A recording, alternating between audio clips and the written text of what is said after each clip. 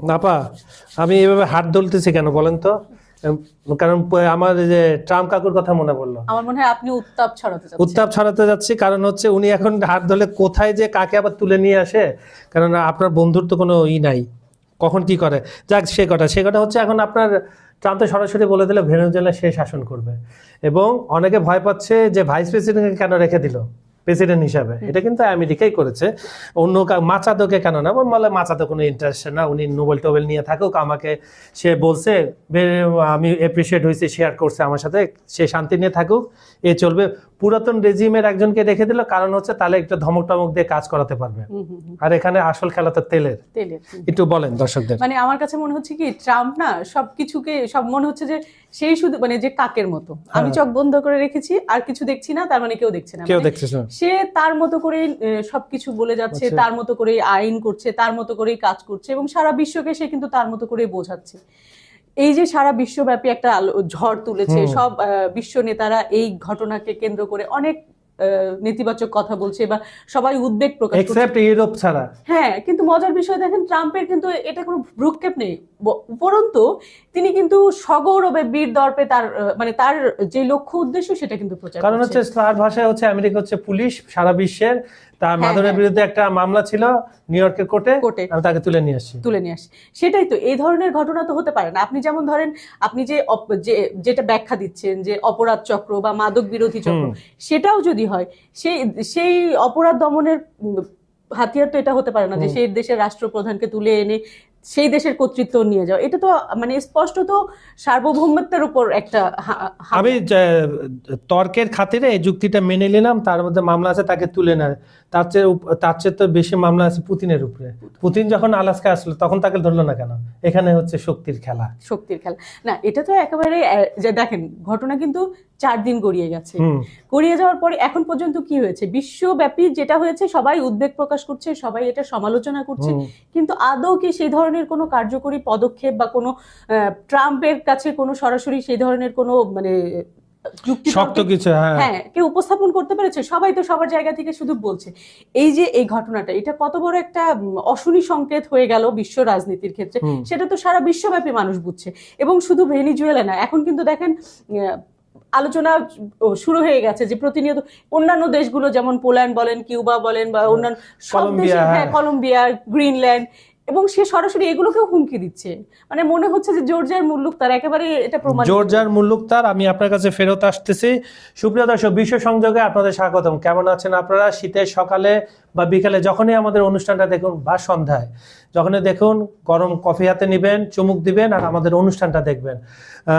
আমরা ভালো আছি মোটামুটি আপনাদের দোয়ায়। আমি কাজল হায়দার আপনাদের সঙ্গে আজকে রয়েছি, আর আমার সঙ্গে রয়েছেন সিনিয়র সাংবাদিক আমি বিউটি সমাদ্দার।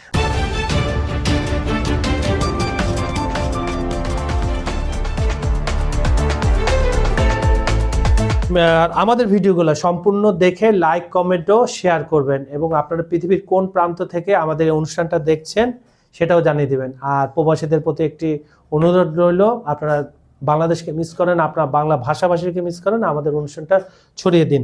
জর্জিয়ার মুল্লুকতার, এখানে মজার ফ্যাক্টরগুলো অনেক কিছু আছে। মজার ফ্যাক্টর হচ্ছে আপনার এই যে আপনি বললেন তুলে নেওয়া আসে, এটা কিন্তু আমেরিকার কালচারে ছিল। আপনার নিকারাগুয়ার প্রেসিডেন্টে যা হয়েছিল, তারপরে যাদেরকে যেমন ইরাকের ক্ষেত্র বলতে পারেন, হ্যাঁ, সবকিছু তো মাঝখানে বাইডেন প্রশাসন বা এগুলো বন্ধ ছিল। ট্রাম্প এসে দেখলো যে ল্যাটিন আমেরিকাতেও বহু বছর ধরে আমেরিকার মাথা ব্যথা, বিশেষ করে কিউবার যে ফিদেল কাস্ট্রো ছিল বা ওদিকে চে গুয়েভারা ছিল, সবকিছু মিলিয়ে এদের নিয়ন্ত্রণে ছিল না। সবসময় বলতো যে এদের অভিবাসীরা আমাদের দেশকে নষ্ট করতেছে, নোংরা করতেছে, এদের মাদক চোরাচালানে আমরা ব্যতিব্যস্ত। অজুহাত, একটা ভালো অজুহাত, মানে মানুষের 3 নম্বর হাত, অজুহাত। এখন আর ট্রাম্প এই পর্যায়ে কেন জানি বুঝে গেছিল আমি এই কাজটা করবো, কেউ কিছু বলবে না, এবং সে ইনিশিয়েটিভটা নিয়েছে, এবং নিয়ে সে যা ইচ্ছা এখন তাই। ঘটনা তো তাই ঘটলো। বলেন এখন কে কি বললো? এই যে আলোচনা যেটা বারে আসছে, রাশিয়া এবং চীন, যাদের সাথে ভেনিজুয়েলার এত ভালো সম্পর্ক, এত নির্ভরতার জায়গা, তারা কি পদক্ষেপ নিল? আপনার রাশিয়া আর চীন তো বিপদে পড়বে। কারণ আমি বলি, গত দশকের পর দশক রাশিয়ার যে সামরিক ইকুইপমেন্ট ভেনিজুয়েলার কাছে বিক্রি করেছে, এখন যদি আমেরিকা সমর্থিত সরকার সেখানে আসে, সেই নাটবল্টু তো খুলে ফেলবে। দেন তারা বুঝে যাবে যে রাশিয়ার টেকনোলজি কোন পর্যায়ে আছে। আছে। তাহলে দেখেন আমি সবসময় যেই কথাটা বলি সেই কথাটাই কিন্তু ঘুরে ফিরে আসে, সবকিছুর ঊর্ধ্বে গিয়ে স্বার্থটা দেখছে। এই যে তারা যে মানে তাদের প্রতি এতটা নির্ভরশীল ছিল ভেনেজুয়েলা, এবং দেখেন মাদুরো কিন্তু মানে সেই প্রথম থেকে, যখন থেকে তার বিরুদ্ধে আগ্রাসনটা ছিল, যখন থেকে তার বিরুদ্ধে অপবাদ ছিল, সে কিন্তু সবসময় রাশিয়া এবং চীনের একটা প্রচ্ছন্ন শক্তিকে নিয়েই কিন্তু সে এগিয়েছে, এবং সে কিন্তু যুক্তরাষ্ট্রের সাথে সরাসরি একটা দ্বন্দ্বেই ছিল, আমরা বলবো দ্বন্দ্বেই ছিল। তাহলে সেই জায়গা থেকে সে কোথায় ছাড় পেল? নির্ভরতার জায়গাটা তো তার ভেঙে গেল। এরা হয় কি আপনার ইতিহাস বা চলমান যে ঘটনাগুলো ঘটছে এগুলা থেকে শিক্ষা নেয় না। সিম্পল একটা বাচ্চা ছেলে এই কথাটা বুঝবে। জেলেনস্কি কি অবস্থা হলো, নিজের ঘরে কিছু নাই, সে ফাইট করতে গেল বন্ধুদের। এখন বন্ধুরা কখনো দেয় কখনো দেয় না। মাদুরার দেখা উচিত ছিল তার অস্ত্রাগারে কি কি পরিমাণ অস্ত্র সে চালাতে পারবে কিনা, তার সেনাবাহিনীর লোকগুলো মীর জাফর কিনা, পরীক্ষা হতেও কিনা, এগুলো না করে সে রাশিয়া চীনের আশা থাকলো। রাশিয়া এই মুহূর্তে তো পারবে না, কারণ হচ্ছে তার সমস্ত ফোকাস হচ্ছে ইউক্রেনে, আর রাশিয়া থেকে ভেনেজুয়েলার দূরত্ব হাজার হাজার মাইল, কয়েক হাজার মাইল। মানে এটা কিন্তু প্রমাণই করে দিল যে যতটুকু সম্পর্ক ছিল পুরোটাই ছিল স্বার্থকেন্দ্রে। অবশ্যই এটা টাকা পড়ে আছে। এখন শুধু যে ভেনেজুয়েলা মাদুরো বিপদে পড়লে তা না, রাশিয়া এবং চীন আরো বড় বিপদে পড়েছে, কারণ চীনের অনেক ইনভেস্ট আছে। আবার আরেকটা কথাও হতে পারে, দেখেন আপনি শুরুতে একদিন বলেছিলেন যেটা, যে এই হামলার পিছনে বা এখানে নিশ্চুপ থাকার পিছনে তাদেরও অন্তর্নিহিত কোনো সমর্থন আছে। অবশ্যই দেখেন এই হামলার বিরুদ্ধে মানে বিষয়ে আরো একটা মানে অশনি সংকেত হচ্ছে, সেটা হচ্ছে যে দেখেন ধরেন রাশিয়া যদি এখন ইউক্রেনের প্রেসিডেন্টকে তুলে নিয়ে এসে বন্দী করে, বা চীন যদি তাইওয়ানের প্রেসিডেন্টকে তুলে নিয়ে এসে, ট্রাম্পের কি সেখানে নৈতিকভাবে অধিকার থাকবে না? দেখেন ঘুরে ফিরে কিন্তু তারাই। তাহলে মানে বিষয়টা তো এরকমই হচ্ছে যে স্বার্থ আছে, স্বার্থের কারণে যে যতদূর যেতে পারে। আমি তোমাকে স্বার্থের কারণেই ছাড় দিব, আমি তোমাকে স্বার্থের জন্যই বন্ধ করে দিব, আমাকে না ওদেরকে। যেটা আমি বলছিলাম আপনাকে, যে আপনি যে প্রশ্নটা উঠালেন আমি আপনাকে তথ্য দিই। তথ্যটা হচ্ছে এই যে মাদুরো কাণ্ড যে ঘটালো ট্রাম্প, এইটা শুরু করেছিল রাশিয়া। এই আপনার এই অভিযানটাই চালাতে চাইছিল 3.5 মানে প্রায় 4 বছর আগে, ওদেরও ছিল যে জেলেনস্কি তুলে বিচার করে ওখানে তাদের, কিন্তু সেটা ব্যর্থ হয়েছে। আর এখানে ডেল্টা ফোর্সের আমি শুনলাম, কারণ ডেল্টা ফোর্স এইসব কাজ করে অভ্যস্ত, মানে সার্জিক্যাল অ্যাটাক যেগুলো করে নির্দিষ্ট পরিমাণে নিয়ে, আর এই স্টেটগুলো সিআই গুলো তো কাজ করে বিভিন্ন টাকা পয়সা দিয়ে, কারণ আপনার ঘর থেকে আমি তুলে নিয়ে আসলাম, আপনার লোকজনকে আমি টাকা খাইয়ে মুখ বন্ধ করে দিলাম। এখানে কিন্তু আরো একটা বিষয় আছে, দেখেন এই পুরো প্রক্রিয়ার মধ্যে কিন্তু আলোচনায় আসছে যে মাদুরোর খোদ নিজস্ব লোকই এর মধ্যে ছিল। যতই আপনি ডেল্টা ফোর্স চালান, যেটাই চালান, নিজস্ব লোক জড়িত না থাকলে, আমরা যেমন মীর জাফরের কথা, হ্যাঁ, মানে যুগে যুগে মীর জাফর প্রমাণিত হচ্ছে, সেই জায়গা থেকে কিন্তু বিশ্বব্যাপী একটা মাথা ব্যথার চিন্তা হয়ে গেছে যে দেশই যত পরাশক্তির দেশ হোক না কেন, নিজেদের লোক যদি বেইমানি করে, কোনো শক্তি কিন্তু কাজে দেয়। নিজেদের লোক বেইমানি করে, আমরা আমাদের দর্শকরা আমাদের সাথে কখনো বেইমানি করেনি, ওনারা সবসময় আমাদের হৃদয়ে থাকেন। হৃদয়টা এই পাশে না, বাম পাশে থাকেন। তো আমাদের প্রথম দর্শক আজকে জিয়াউল বুলবুল, উনি লিখছেন সন্ত্রাসীদের মধ্যে মুক্তিপণ আদায় করবে মাদুরোকে নিয়ে।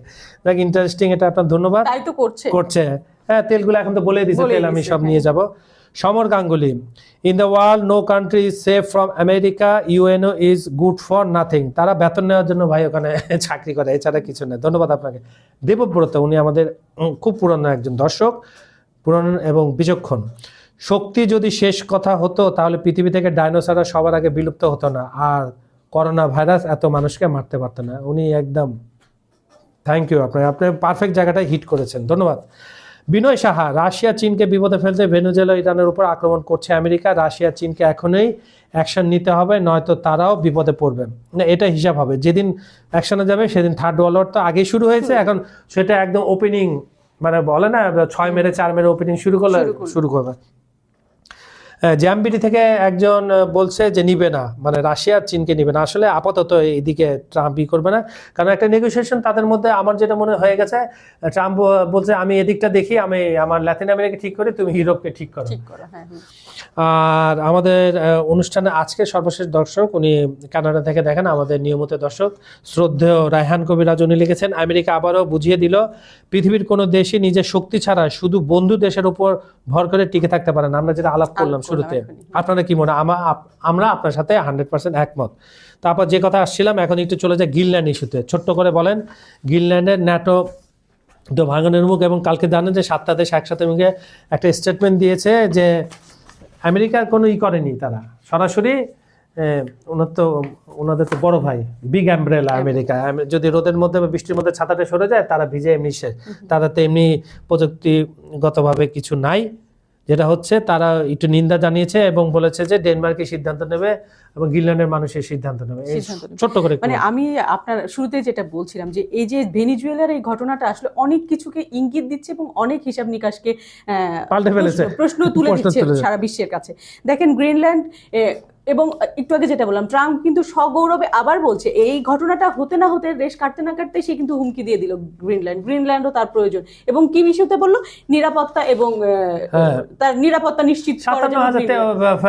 মানে 50,000 বেশি কিছু লোক থাকে, ওটার দায়িত্ব আমি নিলাম। হ্যাঁ, আর এই যে যেটা বললেন ন্যাটোর, আসলেই তো তাহলে তুমি যদি গ্রিনল্যান্ডকে মানে হুমকি দাও, এটা তো ডেনমার্কের অন্তর্ভুক্ত একটা দেশ, তাহলে তোমার ন্যাটোর যৌক্তিকতা কোথায় থাকলো? মানে তারা কি করছে, তারা নিয়ম ভেঙে নিয়ম তৈরি করছে, তাদের স্বার্থে তারা নিয়ম। আমরা একটা আপিল করতে পারি ট্রাম্পকে, মহামান্য ট্রাম্প আমাদের খবর সংযোগে আপনি নিয়ে নেন। এটা নেবে না ভাই, যেহেতু তার স্বার্থ নাই, স্বার্থ থাকলে অবশ্যই নেবে। এবং দেখেন সে কাদের কাদের হুমকি দিচ্ছে, যে দেশগুলোকে হুমকি দিচ্ছে তাদের খনিজ সম্পদ আছে, বড় ধরনের খনিজ সম্পদের যে দেশগুলো, তারা কিন্তু এখন নিরাপদ নাই। কিন্তু আপনার ওই যে আমি একটু একটা জিনিস মিস করে ফেলেছি, সেটা আমি বলে দিই দর্শকদের আপনাকে। ভেনিজুয়েলায় রাশিয়া এবং চীনে যে ইনভেস্ট আছে, এখানে কিন্তু মার্কিন যুক্তরাষ্ট্র হাত দিবে না। দুইটা কারণ, চীনে হাত দিবে না, কারণ হচ্ছে চীনের রেয়ার আর্থ যায় আমেরিকা, এটা বন্ধ করে দিবে। আর রাশিয়া হাত দেবে না, রাশিয়ার সাথে অলরেডি নেগোশিয়েট তারা করে ফেলছে। এই জন্যই তো তার গ্রিনল্যান্ডের প্রতি এখন দৃষ্টি। আপনি 30 সেকেন্ডে এখন ওই যে কংগ্রেসম্যান, আমি বলছি ওই যে কংগ্রেস নেতা বলেছে মোদিকে না তুলে নিয়ে যাবে, ছোট্ট করে একটু বলেন দর্শকদের।